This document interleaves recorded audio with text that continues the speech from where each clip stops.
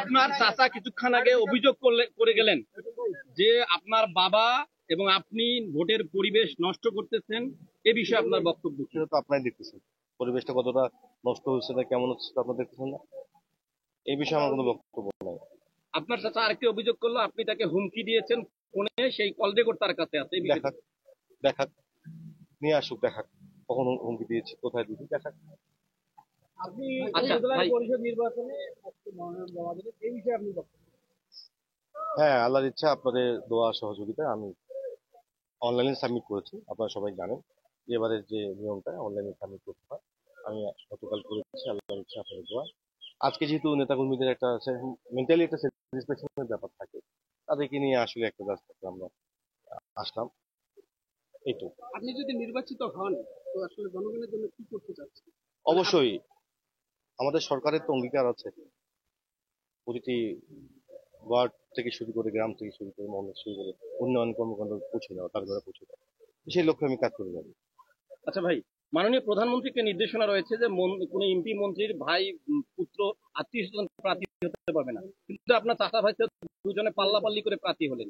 এই মাননীয় প্রধানমন্ত্রীর এই নির্দেশটাকে আপনাদের বৃদ্ধাঙ্গুল দেখালেন, এটিকে আপনি কিভাবে খণ্ডন করবেন? না, এটা আমার জানা নেই যে নির্দেশটা কিভাবে আসছে, আমি কোনো নির্দেশনা পাই না। দলীয় পক্ষ থেকে আমার কাছে কোনো নির্দেশনা আসে না। যদি এরকম কোনো নির্দেশনা আসে তখন কি করবেন? দেখা যাক, জয়ের ব্যাপারে কতটুকু ইনশাল্লাহ 100%, ইনশাল্লাহ। আচ্ছা, কালীগঞ্জবাসীকে নিয়ে আপনার স্বপ্ন কি? মডেল কালীগঞ্জ উপজেলা করতে সবাইকে নিয়ে কাজ করতে চাই। প্রথম কাজটি আপনার কি হবে?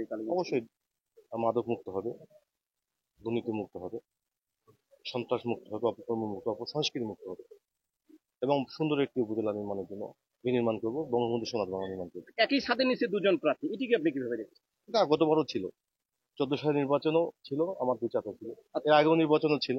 এটা কোনো বিচ্ছিন্ন ঘটনা না। এটা আপনাদের পরিবারে দ্বন্দ্ব কেন? রাজনৈতিক দ্বন্দ্ব থাকতেই পারে, বড় পরিবার থাকতেই পারে, বড় পরিবার। অনেকে বলছে এটা ক্ষমতার দ্বন্দ্ব। না না, এটা অন্য জায়গাও আছে, সব জায়গাতেই আছে।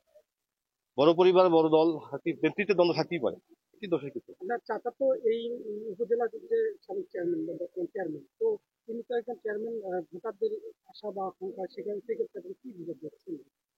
দেখা হবে ইনশাল্লাহ 21 তারিখে, মানুষ তো ব্যালটের মাধ্যমে জবাব দিবে। আপনার চাচা চেয়ারম্যান হিসেবে সফল না ব্যর্থ? আমার চাচা আমি এখন বলতে চাই না, তো আমি তো তার প্রতিদ্বন্দ্বী। চাচাকে আমি বলি, আমি আমি আমি প্রার্থী। আমার চাচা এইটা কথা বলা ঠিক হলো না, আমি চাচা হিসেবে বলতে চাই না, আমি সাধারণ মানুষ হিসেবে বলতে চাই।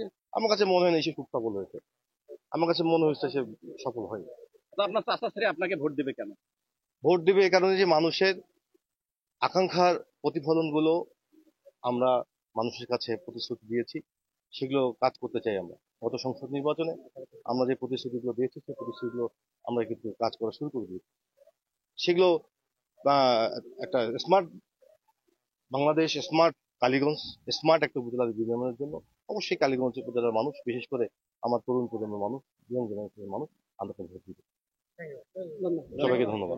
প্রিয় দর্শক, কিছুক্ষণ আগে কথা বলছিলেন লালমনিরহাটের কালীগঞ্জ উপজেলা পরিষদের চেয়ারম্যান প্রার্থী, লালমনিরহাট 2 কালীগঞ্জ এবং আদিতমারি আসনের এমপি সাবেক সমাজ কল্যাণ মন্ত্রী নুরুজ্জামান আহমেদের ছেলে রাকিবুজ্জামান আহমেদ, তিনি কিন্তু ইতিমধ্যে মনোনয়নপত্র জমা দিলেন। কিছুক্ষণ আগে তার ভাই মনোনয়নপত্র জমা দিলেন। দুজনেই কিন্তু দুজনের বিরুদ্ধে পাল্টাপাল্টি অভিযোগ তুলেছেন। বর্তমান যে চেয়ারম্যান আছে মাহবুব জামান, অর্থাৎ মন্ত্রীর ভাই, তিনি কিন্তু অভিযোগ তুলেছেন তার নিরাপত্তাহীনতায় ভুগছে, তাকে হুমকি দিচ্ছেন। তার ভাতিজারা কিন্তু পাল্টা অভিযোগ তুললেন। তার ভাতিজা তিনি বললেন তাকে তিনি তার চাচা ব্যর্থ, সেই ব্যর্থতাকে কারণে মানুষ তাকে ভোট দেবেন এবং তিনি সফল হবেন। এই ছিল লালমনিরহাটের কালীগঞ্জে মনোনয়নপত্র জমা দেওয়ার, চাচা ভাতিজার মনোনয়নপত্র জমা দেওয়ার শেষ খবর। এখন এই চাচা ভাতিজার লড়াই দেখার জন্য আমাদেরকে 21 তারিখ পর্যন্ত অপেক্ষা করতে হবে। ততক্ষণ পর্যন্ত ভালো থাকবেন।